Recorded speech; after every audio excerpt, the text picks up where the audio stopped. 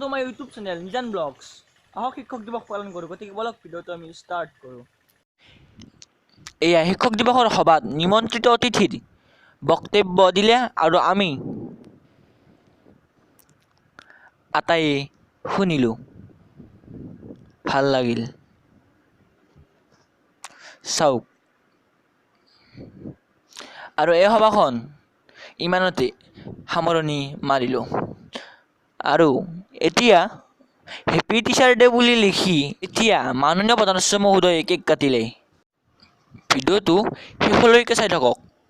শেষত যি ফূৰ্তি হ'ল সঁচাকৈ ভাল লাগিল।